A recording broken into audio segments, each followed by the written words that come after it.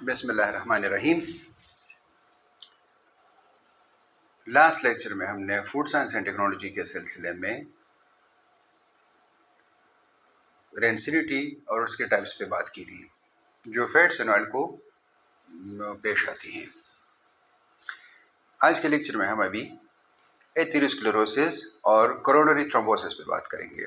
یہ دو اصل میں ڈیزیزڈ کنڈیشنز ہیں اور اس کا براہ راست تعلق جو ہے وہ فیٹس سے ہوتا ہے۔ اس میں سے پہلا جو ہے وہ ہے ایتھیروسکلیروسس۔ ایتھیروسکلیروسس میں سے جو کورونری آرٹری ہے اس میں سے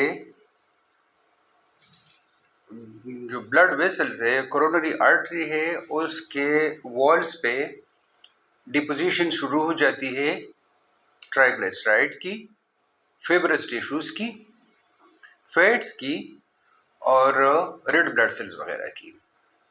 تو اس کی وجہ سے وہ نیرو ہونا شروع ہو جاتے ہیں۔ جب کورونری آرٹری پہ یہ مسئلہ آتا ہے تو اس سے ہارٹ کو پرابلم ہونا شروع ہو جاتی ہے، کیونکہ یہ بلڈ لاتی ہے ہارٹ کو، تو وہ پھر بلڈ کی سپلائی اور آکسیجنیٹڈ بلڈ کی سپلائی وہ متاثر ہونے لگتی ہے اور ایونچولی یہ لیڈ کرتی ہے ہارٹ اٹیک کو، جو کہ آخر کار انجام کار موت پر ہی اس کا اختتام ہوتا ہے۔ دوسری چیز جو ہے اس میں سے وہ ہے کورونری تھرومبوسس۔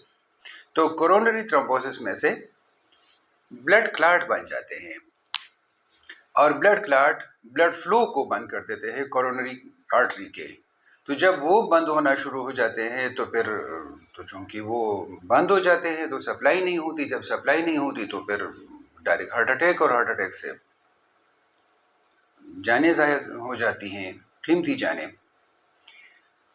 کورونری تھرومبوسس میں سے جو مسئلہ آ رہا ہوتا ہے وہ یہ ہے کہ اس کی بنیادی وجوہات میں سے تو ہم خود اس کو کنٹرول بھی کر سکتے ہیں۔ اس طرح اگر کہیں تو بہتر ہوگا کہ سیڈنٹری لائف سٹائل ہے، بندہ کچھ کر نہیں رہا، کھا رہا ہے، فیٹی خوراک لے رہا ہے، دوسری طرف سے ڈائبیٹک ہے، ہائپر ٹینشن ہے، اوبیسٹی ہے، سیڈنٹری لائف سٹائل ہے، اسموکنگ ہے، ڈرگ ایڈکٹ ہے اور فیٹ کو بہت زیادہ مقدار میں لینے والا بندہ۔ اور بعض ایسے ہوتے ہیں جن کا کولیسٹرول لیول ہائی ہوتا ہے، تو وہ دو طریقوں سے ہوتے ہیں، یا تو خوراک سے آتے ہیں یا وہ ہیریڈیٹری ہوتے ہیں، موروثی۔ تو جو موروثی ہوتے ہیں ان کا بھی کچھ کر لیتے ہیں، خوراک کے تھرو، ٹریٹمنٹ کے تھرو کچھ کنٹرول کر لیتے ہیں، اور جو خوراک کے تھرو آتا ہے مطلب اوبیسٹی سے، سیڈنٹری لائف سٹائل سے، تو اگر اس پہ قابو پایا جائے، اس کو کنٹرول کیا جائے تو پھر یہ مسئلہ حل ہو جاتا ہے۔ اس میں سے بندہ زیادہ تر ایکسرسائز کرتا ہے، وہ خوراک لیتا ہے کہ جس میں فیٹ کنٹینٹ کم ہو۔ اب وہ جب فیٹ کنٹینٹ اس میں کم ہوگا تو ظاہر ہے اس کے ٹرائیگلیسرائڈ یا کولیسٹرول اس کے کورونری آرٹری پہ ڈپازٹ ہونا نہیں ہوں گے۔ جب ڈپازٹ نہیں ہوں گے تو پھر وہ بلڈ فلو پہ اثر نہیں پڑے گا، بلڈ فلو پہ اثر نہیں پڑے گا تو صحت بھی بہتر رہے گی، اور جو بلڈ کی سرکولیشن ہے باڈی میں وہ پوری طرح مستعدی سے رہے گی۔ یہاں ایک اور بات بھی نوٹ کرنے کی ہے کہ ہائی کولیسٹرول لیول سے یہ مسئلہ ہو جاتا ہے، لیکن ہائی کولیسٹرول لیول سے زیادہ خطرناک ہے ہائی ٹرائیگلیسرائڈ لیولز۔ اگر ٹرائیگلیسرائڈ اس میں سے زیادہ ہے تو وہ کچھ زیادہ ہی خطرناک ہوتے ہیں۔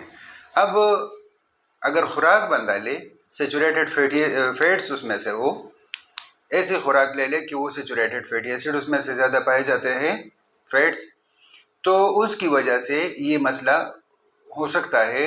تو لہٰذا خوراک میں ایسی چیزوں کو لیا جانا چاہیے۔